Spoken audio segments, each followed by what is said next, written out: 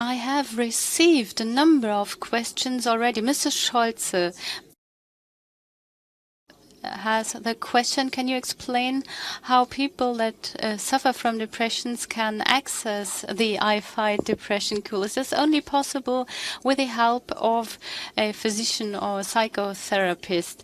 Yes, you need your GP or your specialist physician or your psychotherapist. You can ask your GP whether he would like to accompany the I Fight Depression tool. You can also send us a letter.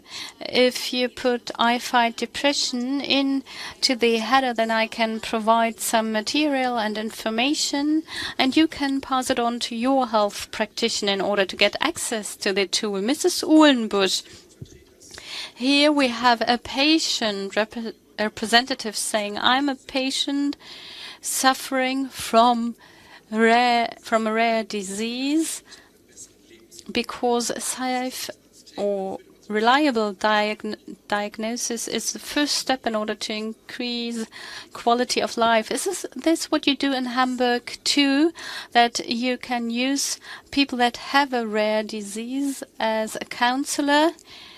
But in Hamburg, there is a center, the Martin Seitz Center for Rare Diseases, that can be used as a contact point for patients with an unclear diagnosis.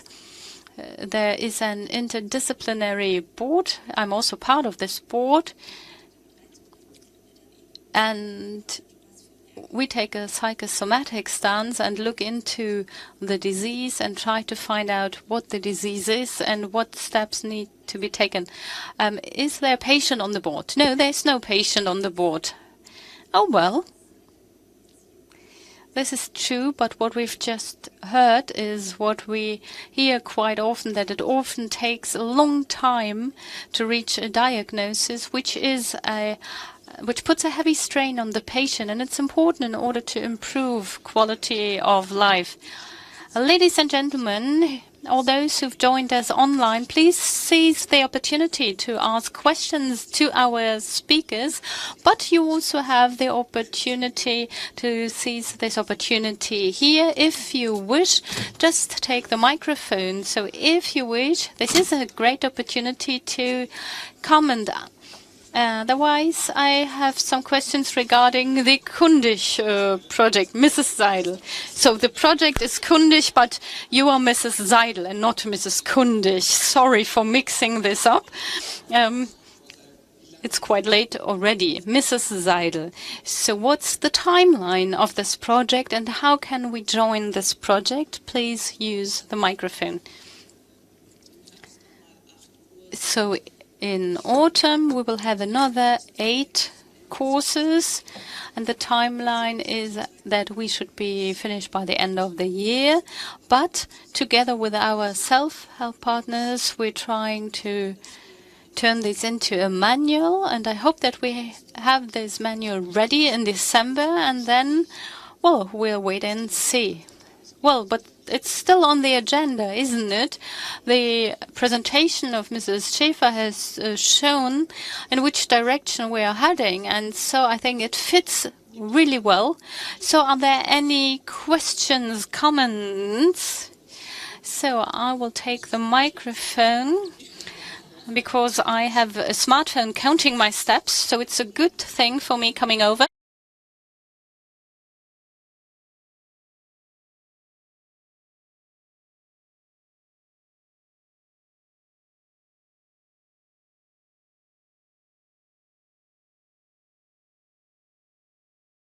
Well, when using easy language, it's usually people with cognitive impairment that benefit from easy language. And in this case, there's a lot of voluntary work, unpaid work.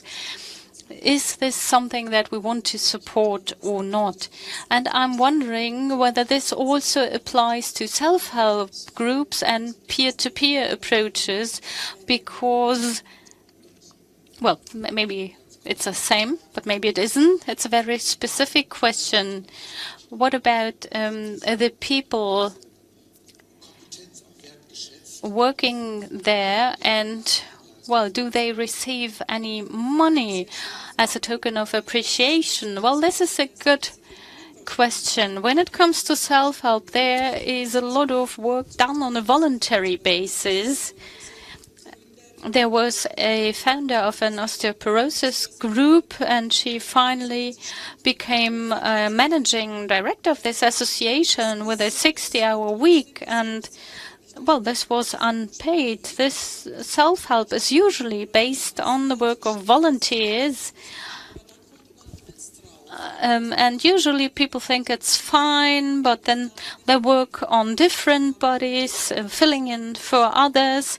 And an INSEA course means also that there's a lot of work involved. And that's why I think it is really important to receive a remuneration. It's not for free.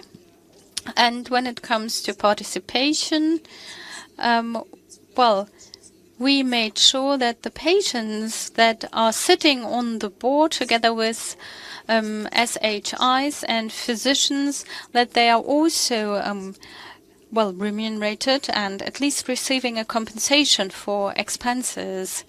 Well, thank you very much for this question. This is a very good one, and this is a subject that we have been discussing. Peer counselors, they purely work on a voluntary basis, and then there was a qualitative study, and we asked these peer councils, and they said, well, for them it was okay to do it on a voluntary basis. This wouldn't be an obstacle, but for the follow-up project we decided to pay a compensation for expenses, and then we get funding for that. And I think that's really important to show our appreciation. It is a responsible job, and it also means that there's a level playing field because you are getting paid. We all have our expertise, and we need this expertise.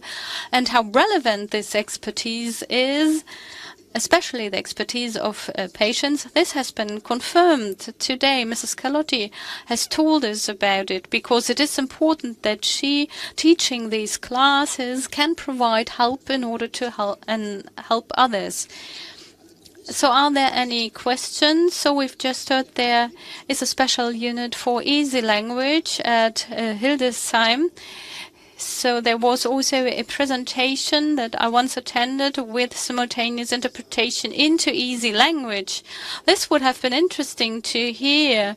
Let's say the presentations that you delivered today would have been interpreted into easy language.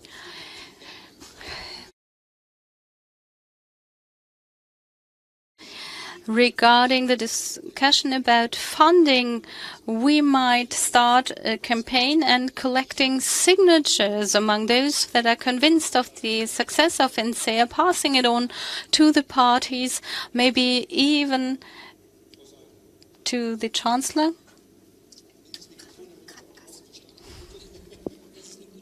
And SHEs.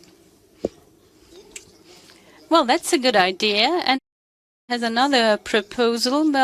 We might levy a fee on a voluntary basis, asking people to give money.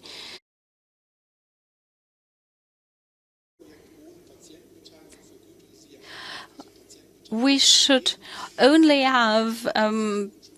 fund projects where patients are involved. At least this is what happens at the University of Bremen. So there might be a manual on how to involve patients and with regulations for compensation. So, great. Thank you for your input and your feedback. Do you have any questions, feedback, comments, anything you would like to share? Well, this is not the case. So, if there are no more questions... there's one thing, Mrs. Keidel. Well, I would like to promote the Kundig class, because I was lucky to attend this class with Mrs. Seidel. I'm a health care system expert, I think. but still there was a lot to learn. And, well, my colleagues, they were also thrilled, and it was possible for my colleagues to learn more about a number of topics. And if we can provide more access to the Kundig class, I think this is a valuable tool to help people from the self-help sector and also help patients and make them knowledgeable, so to speak. And I hope that we can also win over a number of teachers and course leaders. And of course, you always have to keep up to date. That's a challenge. And I hope that we can tackle this challenge together. There was an investigation committee on digital society of the Bundestag, and in April 2013 they defined media literacy, and these insights would be helpful for ministers of education in order to find out what to do at schools. But usually this is just a paper tiger, and if you read what they found out, what media literacy is, you will realize that none of us will meet these requirements. So we are not digital natives, and so it's important to have these projects in the health sector. But we're all pioneers, we're all trailblazers. This is an important task, and I think we should all be curious, not only patients, but also health practitioners, scientists, social workers, because we can all learn from each other. We shouldn't forget that we all have something to give back. And then our participants say, well, there's something that I have discovered, so there's something to learn for everyone. So I think this is an area where we are all learners. So no one is a professional here. Thank you very much for coming here today. Thank you for presenting your project. So please take your seats.